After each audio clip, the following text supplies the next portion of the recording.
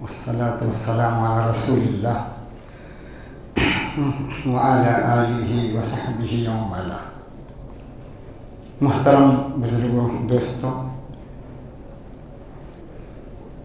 مومن کے لیے اللہ کی زندگی، اللہ کے رسول کی زندگی کے ہر گوشے میں رہنمائی ہے۔ سیرت کے ہر گوشے سے انسان رہنمائی حاصل کر سکتا ہے، اس سے مستفید ہو سکتا ہے، اس سے نتائج اخذ کر سکتا ہے۔ جہاں مکی زندگی میں لوگوں کے لیے رہنمائی ملتی ہیں، جہاں مکی زندگی میں اور جہاں مدنی زندگی میں لوگوں کے لیے رہنمائی ملتی ہیں، وہیں حبشے کا واقعہ، ہجرت حبشے کا جو واقعہ ہے، حبشے کی طرف ہجرت کا واقعہ، اس میں بھی اقلیتوں کے لیے بہت سی رہنمائیاں اس سے ملتی ہیں اور بہت سی چیزیں اس سے آدمی فائدہ اٹھا سکتا ہے، اور خصوصاً مسلم اقلیت کے لیے اس میں بڑی رہنمائی ہے ہجرت کے واقعے میں، حبشے کی طرف ہجرت کے واقعے میں۔ دیکھیں، ہجرت کی اپنی بڑی اہمیت ہے۔ اللہ تعالیٰ خود فرماتا ہے وَالَّذِينَ هَاجَرُوا فِي اللَّهِ مِن بَعْدِ مَا ظُلِمُوا لَنُبَوِّئَنَّهُمْ فِي الدُّنْيَا حَسَنَةً وَلَأَجْرُ الْآخِرَةِ أَكْبَرُ لَوْ كَانُوا يَعْمَلُونَ۔ نہ کہہ رہے ہیں جو لوگ ظلم کے بعد، جن لوگوں نے ہجرت کی، دنیا میں بھی ان کے لیے نفع ہی نفع ہے، دنیا میں بھی اللہ کی طرف سے اس کے لیے خیر ہی خیر ہے، اور آخرت کا اجر تو فزوں تر ہے، آخرت کا اجر تو بہت بڑا ہوا ہے۔ اور ہجرت کے بارے میں اللہ کے نبی خود فرماتے ہیں الاسلام یہدم ما کان قبلہ، اسلام کی وجہ سے پرانے گناہ معاف ہو جاتے ہیں۔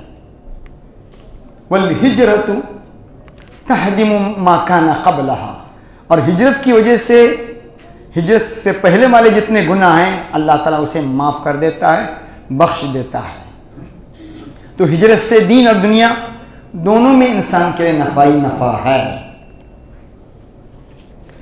دیکھیے، ہجرت کے لیے اللہ کے نبی کا سب سے پہلا حسن انتخاب حبشے کی طرف پڑا۔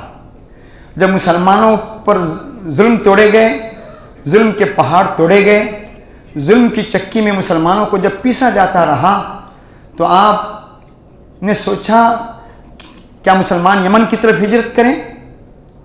اگرچہ موسیٰ اشعری کا تعلق یمن سے تھا، لیکن اللہ کے نبی جانتے تھے یمن کا بادشاہ ظالم ہے۔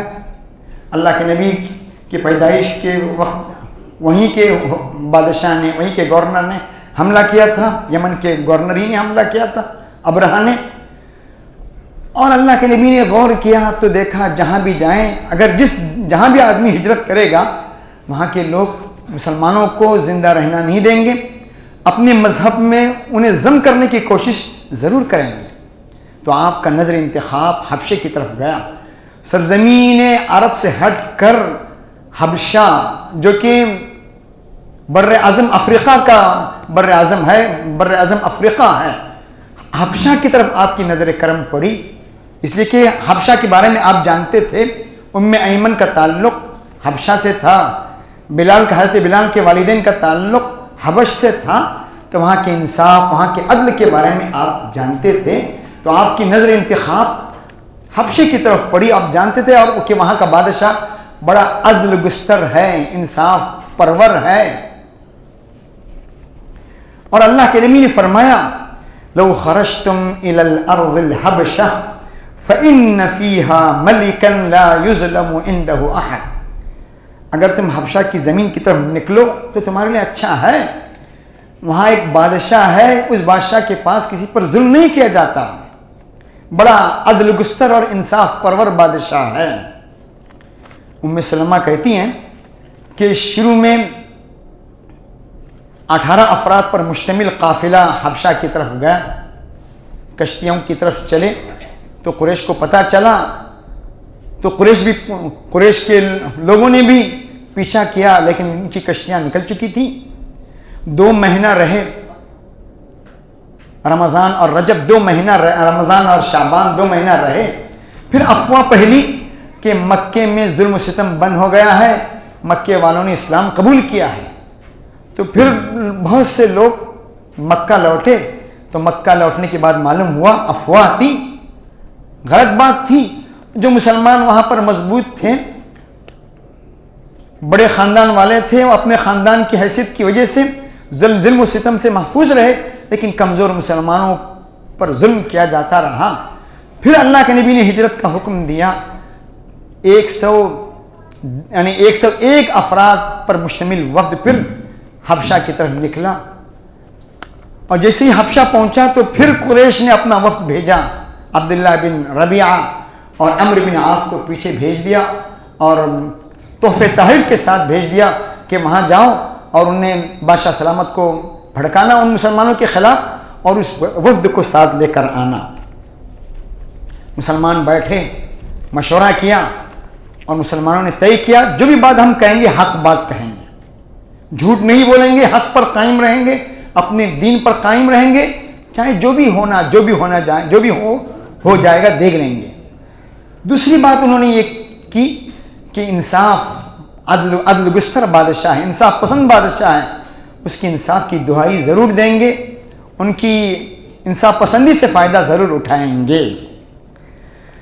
اب آئے حبشہ کے بادشاہ نجاشی نے اپنے علماء اور عمائدین کو جمع کیا، اور مسلمان بھی آئے اور قریش کے لوگ بھی.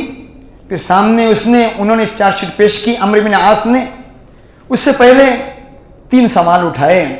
حضرت جعفر بن طیار نے، جو قابل آدمی تھے، حضرت ابو ہریرہ کہتے ہیں رضی اللہ عنہ، اللہ کے نبی کے بعد سب سے بہترین شخصیت اگر کوئی تھی تو حضرت جعفر بن طیار کی تھی. خود ابو ہریرہ کہتے ہیں، اور انہوں نے اپنا قائد بھی انہی حضرت جعفر طیار کو بنایا تھا. حضرت جعفر طیار نے 3 سوالات اٹھائے.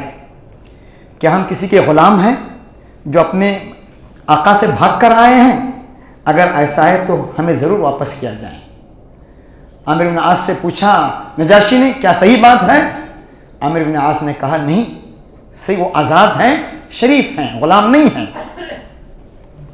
پھر انہوں نے ایک سوال یہ اٹھایا، کیا ہم کسی کو قتل کر کے بھاگ کر آئے ہیں؟ کسی کا خون بہایا ہے، کسی کا خون کیا ہے ہم نے کسی کا ناحق خون کیا ہے؟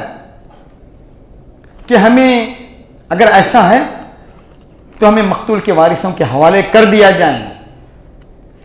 نجاشی نے پوچھا عمرو بن عاص سے اور ربیعہ سے پوچھا، کیا یہی ہے کہ یہ قاتل ہیں؟ تو انہوں نے کہا نہیں، یہ قاتل نہیں، ایک قطرہ خون کا انہوں نے نہیں بہایا ہے. تیسرا سوال یہ کیا جعفر بن طیار نے، کہ ہم کسی کا مال لے کر بھاگ کر آئے ہیں، کسی کا مال لوٹ کر ہم آئے ہیں، مال لے کر بھاگ کر آئے ہیں؟ اگر ایسا ہے تو پھر ہم ان کا مال ان کے حوالے کر دیں. پھر نجاشی نے پوچھا تو عمرو بن عاص نے جواب دیا نہیں، ایک پائی انہوں نے چوری نہیں کی، ایک پائی مال انہوں نے لوٹا نہیں ہے. پھر انہوں نے اپنی تقریر پیش کی، زبردست تقریر پیش کی، وقت نہیں ہے، اس میں انہوں نے پوری دینی تعلیم کا لب لباب اور نچوڑ پیش کر کے رکھ دیا، اسلامی تعلیمات کا پورا خلاصہ پیش کر دیا. ہمارا کیا مقصد ہے، ہم کیا تھے، ہماری زندگی کیا تھی، اور کیسی ہماری زندگی کی کایا پلٹ گئی، کیسے وحشی تھے، خونخوار تھے، خون بہاتے، مردار کھاتے، شراب پیتے. کوئی گناہ ایسا نہیں تھا جو ان کے اندر پنپ نہ رہا ہو، لیکن اللہ کے نبی کی تعلیمات نے ان کی زندگی کا نقشہ بدل دیا، پایا پلٹ دیا. بادشاہ سلامت متاثر ہو کر رہ گیا ان کی باتوں سے، اور پھر کہا ہم ان کو آپ کے حوالے نہیں کریں گے. کہا لیکن پھر دوسرے دن عمرو بن عاص بڑے ذہین آدمی تھے، کہا میں چھوڑوں گا نہیں ان کو. عبداللہ بن ربیع نے کہا یہ ہمارے قوم کے لوگ ہیں، اگرچہ باغی ہیں، طاغی ہیں، انہوں نے دوسرا مذہب اپنا لیا ہے، ہمارے قوم کے اپنے لوگ ہیں، قریش کے لوگ ہیں، کیوں ہم ان کو جڑ سے اکھاڑ دیں؟ کہا میں چھوڑوں گا نہیں. پھر دوسرے دن انہوں نے ایک اور تکا مارا اور ایک حربہ استعمال کیا اور کہا یہ لوگ عیسیٰ بن مریم کے مخالف ہیں، عیسیٰ بن مریم کو عبد مانتے ہیں، اللہ کا بندہ مانتے ہیں. عیسائیوں کا عقیدہ نہیں تھا. بادشاہ سلامت نے پوچھا ان سے تو انہوں نے اپنے حق پر رہے، سچ بات کہی، چاہے جان چلی جائے. اگرچہ چھوٹی سی اقلیت تھی، بادشاہ کی زیر سایہ تھی، پڑوس میں رہتی تھی، لیکن حق بات کو پیش کرنے سے نہیں کترایا، حق بات ڈوٹو انداز میں پیش کیا اور کہا۔ سورہ مریم کی آیت پڑھی، کاف آیا عین صاد، جس میں حضرت مریم کا تذکرہ ہے۔ جیسے یہ آیتیں پڑھی بادشاہ رونے لگا اور وہاں کے علماء رو پڑے، ان کی داڑیاں تر ہو گئیں اور داڑیوں نے ان کے مصحف کو بھگو دیا۔ پھر اس وقت نجاشی نے کہا عیسیٰ بن مریم، ایک لکڑی کو اٹھایا اور کہا عیسیٰ بن مریم کی حیثیت اس لکڑی سے زیادہ نہیں ہے، آپ نے جو بات کہی صحیح بات کہی۔ وہاں بھی ان کا ہاں، وہ بھی وہاں بھی ہار گئے، جواب نہیں رہا ان کا۔ میرے عزیزوں، ہجرت کے واقعے سے ہمیں کیا نتائج اخذ ہوتے ہیں؟ سب سے پہلے بات یہ دیکھیے ہجرت کے اسباب کیا ہیں۔ ہجرت کیوں کی انہوں نے، اللہ کے نبی نے انہیں ہجرت کرنے کے لیے کیوں کہا؟ سب سے پہلی بات، جب مصائب کے پہاڑ ٹوٹنے لگے، دیکھیے اللہ کے نبی صلی اللہ علیہ وسلم اپنی چاچا ابو طالب کی حمایت میں تھے، ان کی سرپرستی حاصل تھی، اور مکے کے بعض جو دوسرے اہل خاندان تھے، اپنے اہل خاندان کی وجہ سے انہیں مدد مل رہی تھی اور ان کی حمایت میں رہتے تھے۔ اب اللہ کے نبی نے چاہا، کمزور صحابہ بھی ہیں اور دوسرے صحابہ بھی ہیں، ان کو چلا جانا چاہیے، ان کو بھیج دینا چاہیے۔ کب تک بیچارے ظلم سہتے رہیں، اور اللہ کے نبی کچھ کر نہیں سکتے تھے، کہا ہجرت کرنے کا حکم دیا۔ مصیبت کے پہاڑوں کا ٹوٹنا اور مصائب کا حد سے گزر جانا، یہ سبب تھا۔ دوسرا سبب دین کی حفاظت تھی۔ جس سرزمین میں رہ رہے تھے، کمزور امکان تھا کہ کمزور مسلمان اپنے دین پر ثابت قدم نہ رہ سکیں، پائے ثبات میں کہیں جنبش نہ آئے، اپنے دین کی حفاظت کے لیے اللہ کے نبی نے کہا حبشے کی طرف ہجرت کرنے کے لیے کہا۔ تیسری چیز، دعوت کو پھیلانا، عام کرنا۔ پہلی ہجرت جو وفد گزرا ہے، 18 افراد پر جو مشتمل وفد تھا، اس میں اکثر اہل قریش تھے، اکثریت اہل قریش کی تھی، بڑے خاندان والے تھے۔ کمزور مسلمان تو ظلم کی چکی میں بہت سے پس بھی رہے تھے، لیکن اصل پہلا مقصد دعوتی پس منظر تھا۔ مکے میں بھی دعوت پھیلتی رہے اور افریقہ کے علاقے میں بھی، بر اعظم افریقہ میں بھی دعوت عام ہو، اس وجہ سے اللہ کے نبی نے صحابہ کو بھیجا، اور وہاں بھی انہوں نے، صحابہ نے حبشہ میں بھی دعوت کا کام کیا۔ دوسری بات یہ یاد رکھیے، اللہ کے نبی نے خلافت کے قیام کے لیے، دین کو قائم کرنے کے لیے مکے کا انتخاب نہیں کیا، مدینے کا انتخاب کیا ہے۔ غور کیجئے، آپ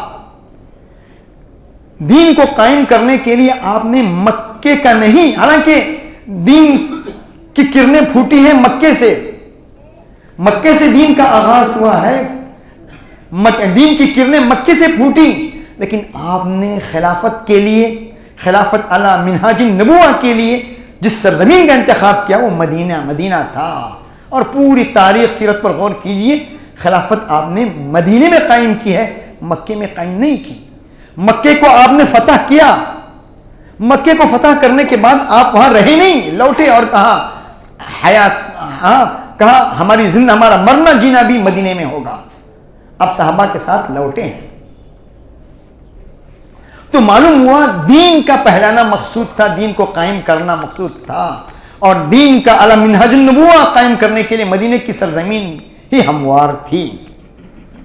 میرے عزیزوں، اس ہجرت کے واقعے سے کچھ چیزیں ہمیں ملتی ہیں، اور خصوصاً مسلم اقلیت کے لیے اس میں بڑا اسوہ اور نمونہ ہے، اور ہم جیسے لوگوں کے لیے بہت بڑا نمونہ اس ہجرت کے واقعے میں ہے۔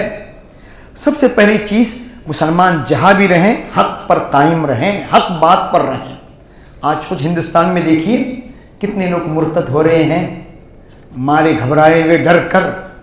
آپ لوگ اخبارات میں پڑھتے ہیں، خوف کے مارے یا پیسے کی لالچ میں، دولت کی لالچ میں، یا خوف کے مارے، اپنی جان پر خوف کے مارے کتنے لوگ مرتد ہو رہے ہیں، اور اکثریت میں ضم ہو رہے ہیں اپنے دین پر قائم رہنے کے بجائے۔ حبشے کا واقعہ، ہجرت حبشہ ہمیں بتاتا ہے، جعفر بن طیار اور جو وفد گیا تھا وہ حق پر قائم رہا، ہٹا نہیں، اگرچہ وہاں عیسائی حکومت تھی جو شرک پر ہی مبنی تھی، لیکن وہاں بھی انہوں نے جم کر دو ٹوک انداز میں اپنی حق بات پیش کی ہے۔ دوسری چیز، دین کی دعوت حکمت اور معقولیت اور مدلل طریقے سے پیش کی جائے۔ جعفر بن طیار کا انتخاب کیا انہوں نے اور اپنا ایک نمائندہ بنایا، اپنا امیر بنایا، اور مدلل طریقے سے ہر آدمی اگر الٹپ طور پر دعوت پیش کرے اور سامنے والا سوال داغ دے تو پھر جواب نہ بن پڑے تو پھر مشکل ہو جائے گی، شرمندگی ہو جائے گی۔ بغیر مطالعے کے آدمی بحث کریں اپنی اسلام اور سامنے والا کوئی سوال اٹھائیں جواب نہ دے پائیں تو پھر پشیمانی ہوگی، شرمندگی ہوگی، خفت اٹھانی پڑے گی۔ تو معقولیت کے ساتھ، حکمت کے ساتھ، مدلل طریقے سے۔ تیسری چیز دیکھیے، اس مسلم اقلیت نے اپنا جو امیر منتخب کیا ہے قابل آدمی کو منتخب کیا۔ بقول ابو ہریرہ کے اللہ کے نبی کے بعد سب سے بہترین اگر شخصیت تھی تو حضرت جعفر بن طیار، بڑے ذہین، بڑے عقل مند، دانا، اور کس طرح انہوں نے اپنی بات پیش کی مدلل طور پر، اور اپنی تقریر سے کس طرح پورے دربار کو ہلا کر رکھ دیا اور رلا کر رکھ دیا پورے مجمع کو۔ تو معلوم ہوا اس میں قیادت کا انتخاب بھی چاہیے، ورنہ اگر یہی اقلیت اپنا اچھا منتخب، اپنا لیڈر، اپنا قائد صحیح منتخب نہ کرتی تو صحیح نمائندگی نہ ہو پاتی اور بات صحیح طریقے پر پیش نہیں ہو پاتی۔ جس ملک میں رہیں اس کے خیر خواہ بن کر رہیں۔ دیکھا آپ نے، یہ لوگ رہے وہاں کے خیر خواہ بن کر رہے، ہوا خواہ بن کر رہے، بادشاہ کے خیر خواہ بن کر رہے، بغاوت نہیں کی، ان کے خلاف کوئی کام نہیں کیا۔ جب وہیں کے ایک آدمی نے، اسی کے خاندان کے ایک آدمی نے جب بغاوت کی نجاشی کے خلاف تو مسلمانوں نے نجاشی کے لیے دعائیں کی، نجاشی کی فتح کے لیے، کامرانی کے لیے، اس کی بہبود کے لیے دعائیں کی مسلمانوں نے۔ تو جس دیش میں رہیں، جس ملک میں رہیں، وہاں کے وفادار بن کر رہیں، خیر خواہ بن کر رہیں، ہوا خواہ بن کر رہیں۔ چوتھی چیز، ملک کے نظام عدل سے واقفیت حاصل کریں۔ دیکھیں جس ملک میں رہ رہے ہیں وہاں معتدل طبقہ کون سا ہے، جسے ہم آج سیکولر کہتے ہیں، ان سے ہم عدل انصاف کو کس طرح قائم کر سکتے ہیں۔ معتدل قسم کے، معتدل ذہنیت کے جو لوگ ہیں ان کو لے کر انصاف اور عدل کو کیسے قائم کیا جا سکتا ہے، اس کوشش میں لگے رہیں۔ جس ملک میں رہیں امن پسند بن کر رہیں، اس ملک کا برا نہ چاہیں۔ دیکھیے حضرت جعفر نے جو تقریر کی اس کا ایک حصہ یہی تھا، اللہ کے نبی نے ہمیں سکھایا کہ پڑوسیوں کے ساتھ اچھا برتاؤ کیا جائے، حرام خون ریزی سے گریز برتیں، حرام کاری سے بچیں، یہ اصل نقطہ پیش کیا تھا۔ اتحاد اور اتفاق کو قائم رکھیں۔ چھوٹی سی جو اقلیت تھی پہلے 18 افراد پر، پھر 101 افراد کی اقلیت چھوٹی سی ملی ہوئی تھی، بٹی ہوئی کٹی ہوئی نہیں تھی، ٹوٹی ہوئی نہیں تھی، متحد تھی۔ آج اقلیت کو اتحاد اور اتفاق کی ضرورت ہے، ورنہ آج ہندوستان میں جو حالات ہم دیکھ رہے ہیں، ہر آدمی اپنی 1.5 اینٹ کی مسجد بنائے ہوئے ہے، ہر آدمی ایک دوسرے کی ٹانگ کھینچنے کی کوشش کر رہا ہے، نقصان پہنچانے کی کوشش کر رہا ہے۔ کسی ایک پر حملہ ہوتا ہے تو کوئی ایک صحیح بول بھی، انصاف اور عدل کے بول بھی اٹھانے والے بہت نایاب نہیں تو بہت کامیاب ضرور ہیں۔ کسی پر ظلم ہوتا ہے، اتحاد اور اتفاق کی ضرورت ہے۔